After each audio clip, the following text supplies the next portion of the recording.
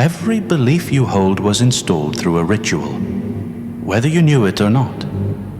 The only question is, who wrote the script? You don't change your life with thoughts. You change it with rituals. Long before science, before language, humans used symbolic action to encode meaning into the body. They painted hands on cave walls. They circled fires. They sang things into memory. Before the first sentence, there was the first gesture. We now know. The nervous system listens to pattern, rhythm, and repetition. Not logic. You aren't rational. You're programmable. Ritual is how we speak in the native tongue of the subconscious. We tend to think of ritual as something religious or arcane, a relic of the past. But at its core, ritual is structured behavior infused with symbolic meaning. A pattern that says, this matters, this marks a change, and you already live by rituals. Every habit you repeat to feel safe, to feel seen, to numb discomfort, is a ritual. Not sacred, not sovereign, just installed, often by someone else. Think of the way you brew coffee in the morning, the steps you follow to check your phone, the loop you run when anxiety hits. Scroll, snack, distract. These aren't random. They're neural anchors, loops that stabilize your identity, for better or worse. What separates a meaningful ritual from a mindless one is intention. When intention meets repetition, you get transformation.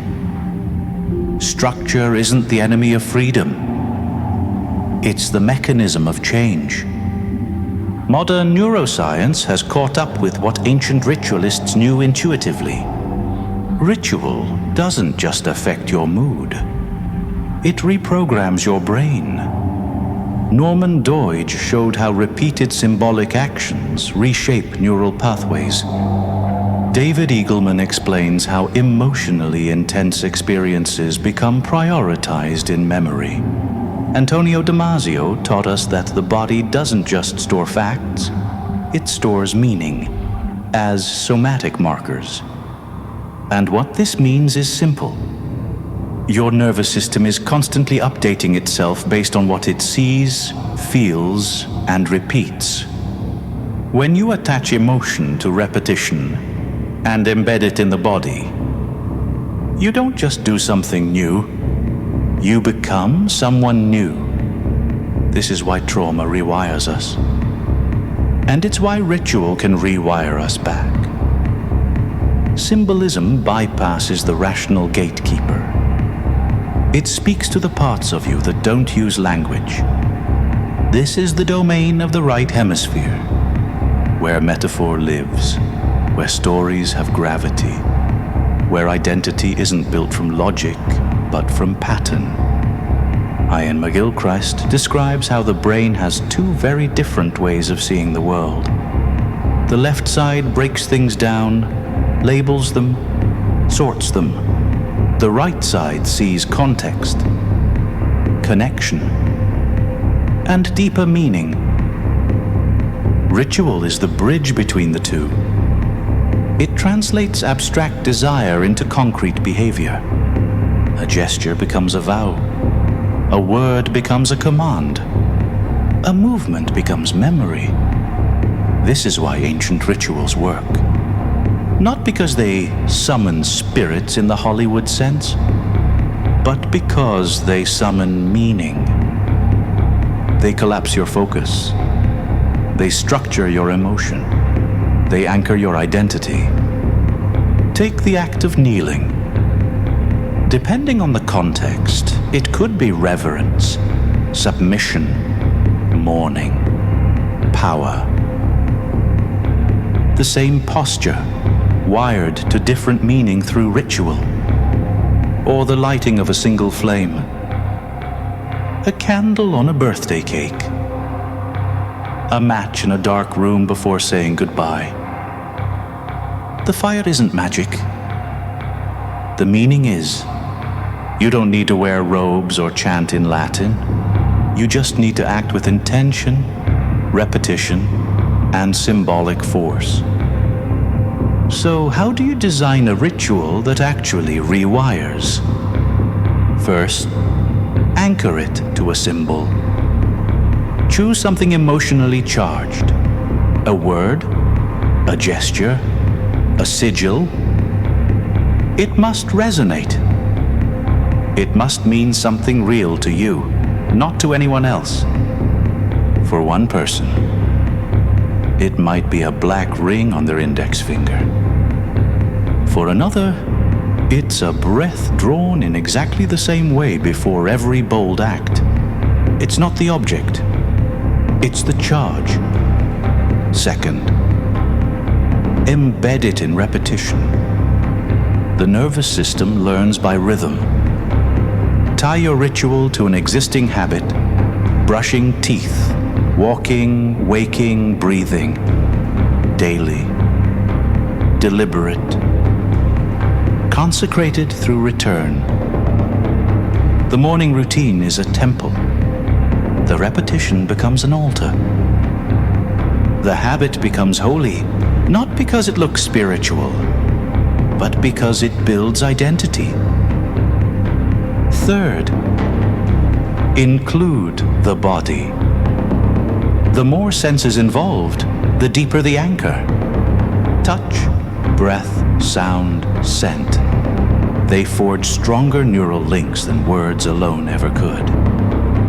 Want to remember a new identity? Don't just say it. Feel it while moving. Burn a symbol. Write a vow on your skin. Dance it out. Sweat it in. The body believes what it repeats. Fourth, seal it emotionally. Emotion is the key to memory. Even discomfort, if it's meaningful, tells the body, remember this. Ever cried during a performance review? A breakup? A funeral? That memory stayed not because of logic, but because of charge. Ritual uses that same system, but instead of waiting for emotion to happen, it deliberately stirs it. Your ritual must mean something to you, even if it's quiet, even if no one else sees it. Fifth, close with intention. Rituals need closure. A circuit break, a signature, a phrase, a breath, a final gesture that says, it is done. This is the act that seals the neural loop. That tells your nervous system, this was real. This meant something. Encode it. This doesn't have to be dramatic. A whispered phrase in the mirror. A candle lit and extinguished. A walk taken with the same internal phrase echoed at each corner. But it must be real. If you treat it like theater, it becomes a performance. If you treat it like programming, it becomes change. The form doesn't matter. The structure does. And here quietly, the old language returns. What was once seen as magic, the shaping of reality through symbolic action, now has another name: embodied cognition, behavioral reinforcement, neuroassociative encoding. But beneath the terminology, the truth remains. The self isn't built by logic.